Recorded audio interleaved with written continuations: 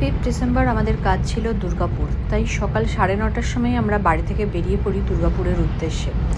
By road আমরা যাচ্ছিলাম দুর্গাপুরে, আর আমাদের টাইম দেওয়া ছিল 1:30টা থেকে 2টোর মধ্যে আমরা ওদের লোকেশানে পৌঁছে যাব। তো সেই মতনই আমরা সকাল 9:30টায় বেরিয়ে পড়ি, যাতে রাস্তায় কোনো জ্যাম না পড়ে।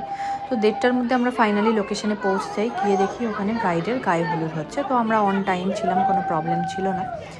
তো যাই হোক, সেখানে কিছুক্ষণ আমরা ওয়েট করলাম, গিয়ে দেখছিলাম। ব্রাইড আমার পূর্ব পরিচিত ছিল, তার কারণ হচ্ছে ওর যখন এঙ্গেজমেন্ট হয়েছিল সে সময় আমি মেকআপ করি ফার্স্ট টাইম। তো সেইখান থেকেই ওর সাথে আমার একটা পরিচয় হয়েই গিয়েছিল। আর ব্রাইডের সম্পর্কে বলি, ও খুবই মিষ্টি আর ভীষণ বাবলি টাইপের একজন মেয়ে।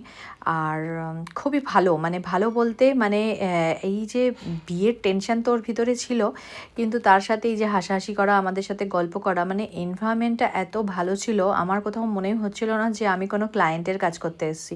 যেন মনে হচ্ছিল নিজের ছোট বোনকেই মেকআপ করিয়ে দিচ্ছি। তো যাই হোক, এত ওখানে কাজ করতে আমাদের বেশ আনন্দ লেগেছে। তো যাই হোক, সেই অনুযায়ী আমাকে ব্রাইডের কাছে আমি জিজ্ঞেস করে নিয়েছিলাম যে তোমাকে কীরকম লুক করে দেবো। আগেও আর কি কথা হয়েছিল আমাদের মধ্যে, যেহেতু বললাম পূর্ব পরিচিত ছিল। পূর্ব পরিচিত বলতে কাজের সোর্সেই পরিচিত। তো যাই হোক, সেই থেকেই ওর সাথে যেহেতু একটা আলাপ ছিল, সেখান থেকে আমি ওকে আগেই জিজ্ঞেস করে রেখেছিলাম তোমার কীরকম ক্রাইটেরিয়া। ও আমাকে বলেছিল যে দিদি, আমি একদম সিম্পল লুক চাই, আমি কলকা ডিজাইন পছন্দ করি না, আমাকে জাস্ট ডট ডট কলকা করে দেবে, ওটাই ওর পছন্দের লুক, ওর ড্রিম লুক, যেটা ও ওর নিজের বিয়ের দিনে সাজবে বলে ভেবে রেখেছে। আর হেয়ার বলেছিল একদম যেন পাফ না বোঝা যায়, মানে একদম হালকা, যেটুকু বেস না করলে নয়। আর হেয়ারে কোনো রকম ফোলা ব্যাপার বা কোনো রকম ডিজাইন ও চাইছে না। এবার দেখো ওর লুক, আর তোমরা দেখে বুঝতেই পারবে যে ওকে অনেক কিছু সাজানো যেত, কারণ দেখতেও ভীষণ মিষ্টি। তো আমি অনেক ধরনের হেয়ারও প্রচুর রয়েছে মাথায়, দেখতে পাচ্ছ অনেক ধরনের আমি অ্যাডভান্স হেয়ারস্টাইল করতে পারতাম, ওকে আমি বলেওছি সেটা আমি।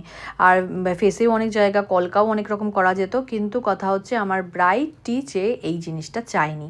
ও পরিষ্কার বলেছিল দিদি আমাকে একদম সিম্পলি সাজবে। ও আমাকে এমন বলছে, দিদি সরি আমি এইরকম, মানে মানে ও সরি বলছে, আমার এটাই এত লেগেছে যে আমি ওরকম সাজতে চাই না, আমি এরকম চাই না। সরি বলার কিছু নেই, তোমার বিগ ডে, সেখানে তুমি নিজের লুকটাকে যেরকম মানে ইমাজিন করেছো, যেরকম ভেবেছো, সেটাই ফুটিয়ে তোলাটাই আমার মেকআপ আর্টিস্ট হিসেবে কাজ। এমনটা নয় যে আমি আমার কাজটা তোমার উপর আমাকে দেখাতেই হবে, এরকম কোনো ব্যাপার নেই, মানে আমি কোনো দিন সেটা মনে করি না। তো যাই হোক, এরপর ওকে আমি ওর লুকটা দিয়ে দিয়েছিলাম। আর ও আমাকে স্কিন টোনটা বলেছিল দিদি একদম আমার যেটা স্কিন টোন সেটাই যেন থাকে। তোমরা বিভিন্ন রকম দেখো, রিং লাইটের আলো আছে, কোনো সময় রিং লাইটটা অফও করা হবে, তোমরা দেখবে যে স্কিন টোনটা একদম ন্যাচারাল রাখা হয়েছে, একদম মানে যেটা ওর নিজস্ব স্কিন টোন। মানে তোমরা ভালো করে যদি বিচার করো তো ভালো করে বুঝতে পারবে হাত এবং ব্যাকে তো আমি কোনো রকম ফাউন্ডেশন কোনো দিন ইউজ করি না, ঠিক আছে? তো সেটা দেখো ওর ফেসের সাথে এতটাই মিলে, শুধু ফেস আর সামনের যে গলার পোর্শনটা, ওখানেই আমি শুধুমাত্র মেকআপ ইউজ করি। আর সেটা যদি তোমার নির্দিষ্ট স্কিন টোনে থাকে, কোথাও তোমাকে এরম কিছু লাগবে না যে তোমার দুটোর মধ্যে ডিফারেন্স হয়ে যাবে। অনেকে বলে না যে আমাকে পিঠে একটু মেকআপ লাগিয়ে দাও, হাতে একটু মেকআপ লাগিয়ে দাও, যাতে আমার মুখের সাথে যায় না। কেউ যদি নিজস্ব স্কিন টোনে মেকআপ করে, তার পিঠে মেকআপ লাগানো বা হাতে মেকআপ লাগানোর কোনোই প্রয়োজন নেই। দেখো তুমি এই বোনটির মেকআপ দেখলে বুঝতে পারবে যে একদম ওর স্কিন টোনে মেকআপ রয়েছে, যেখানে কিন্তু খুব ভালোভাবে ওর হাত আর পিঠের সাথে দারুণভাবে ম্যাচ খেয়ে গেছে। তো যাই হোক, তো ও আমাকে যেমনটা বলেছিল আমি তেমনটা ওকে দিতে পেরে খুবই খুশি, কারণ ও এমনটাই ওর লুক চেয়েছিল।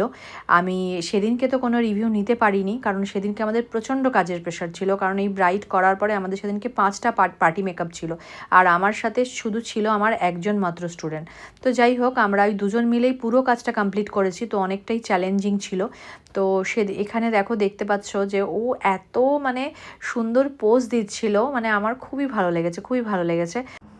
যাই হোক, মিষ্টি ব্রাইডের কাজ কমপ্লিট করে পার্টি মেকআপগুলো তোমাদেরকে কিছুটা দেখাতে পেরেছি, কারণ সবকটা পার্টি মেকআপের ফটো তোলা পসিবল হয়নি, কারণ কাজের প্রেশার লাস্টের দিকে অনেকটাই বেড়ে যায়। তো যাই হোক, এই দুজনেরই শেয়ার করতে পারলাম। তারপর আমরা সেখান থেকে রওনা দিই রাত্রি 11:30টায়, কারণ কাজ শেষ করতে করতেই আমাদের রাত্রি 10টা হয়েছিল। তারপর ওরা অনেকবার রিকোয়েস্ট করেছিল, রাত হয়ে গেছিল বলে আমরা ওখান থেকেই ডিনার সেরে রাত্রিবেলা রওনা দিই, এবং রাত্রি 11:30টায় রওনা দিয়ে আমরা বাড়িতে এসে পৌঁছই ভোর 3টে। তো এটা